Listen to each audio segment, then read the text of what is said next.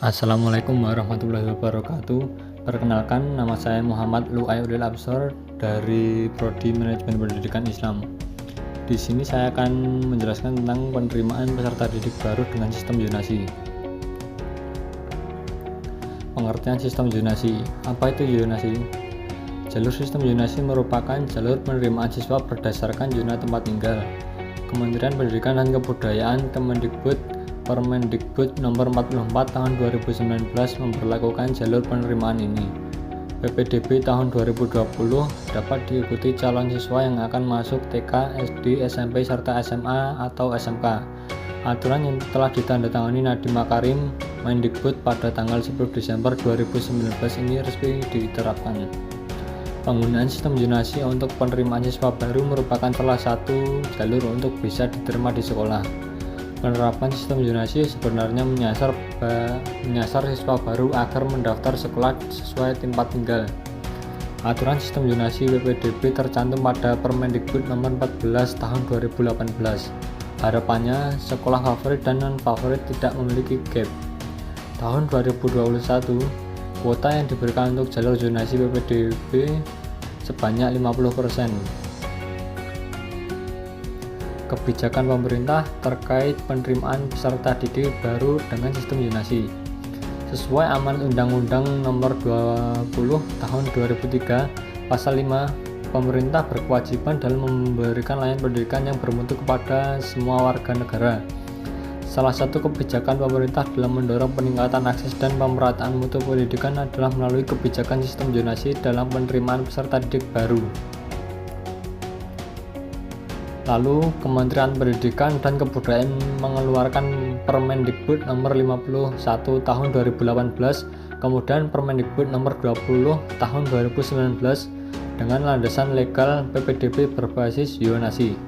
Pada prinsipnya, zonasi adalah upaya pemerintah untuk memberikan kesempatan kepada warga usia sekolah agar dapat bersekolah di sekolah yang dekat dengan domisili mereka, tanpa mempertimbangkan nilai akademik atau prestasi anak. Sikap dan tanggapan masyarakat terkait sistem zonasi. Masyarakat yang setuju dengan adanya sistem zonasi dengan alasan sistem zonasi dapat memeratakan pendidikan serta menghilangkan kesenjangan pendidikan. Selain itu, jarak sekolah dari rumah juga cukup dekat sehingga peserta didik bisa termudahkan dengan adanya sistem zonasi ini. Tak sedikit juga ada masyarakat yang tidak setuju terkait sistem zonasi penerimaan peserta didik baru. Mereka berpendapat bahwa dengan adanya sistem zonasi akan membuat kekecewaan yang besar karena keinginan untuk masuk di sekolah yang dianggap favorit. Selain itu, juga membatasi siswa dalam hal minat. Siswa yang ingin bersekolah di sekolah A terpaksa harus masuk ke sekolah B dikarenakan sistem zonasi ini. Solusi terkait kebijakan sistem zonasi. Yang pertama, menerjemahkan tujuan dan sasaran kebijakan agar sesuai dengan kondisi lokasi dari penerapan sistem zonasi. Lalu yang kedua, mengkomunikasikan kebijakan zonasi secara akurat terutama kepada masyarakat sehingga masyarakat dapat mengapresiasi dan turut berpartisipasi mensukseskan program ini. Yang ketiga, pemantauan dan evaluasi berkala dan komprehensif yang melibatkan partisipasi masyarakat agar dapat mengidentifikasi hal-hal yang perlu dibangun atau diperbaiki dari sistem zonasi. Solusi lain terhadap sistem zonasi penerimaan peserta didik. Pemerintah perlu melakukan penyebaran sekolah negeri yang tidak merata di setiap kecamatan dan kelurahan. Melakukan sosialisasi sistem PPDB ke para calon peserta didik dan orang tuanya, sehingga tidak menimbulkan kebingungan. Transparansi kuota per zonasi yang sering menjadi pertanyaan masyarakat, termasuk kuota rombongan belajar dan daya tampung. Memperbaiki masalah kesiapan infrastruktur untuk pendaftaran secara online. Lalu pro kontra masyarakat terkait sistem zonasi. Pihak pro yang terhadap implementasi sistem zonasi dari sisi kebermanfaatan objektif program tersebut, yaitu pemerataan kualitas akses pendidikan.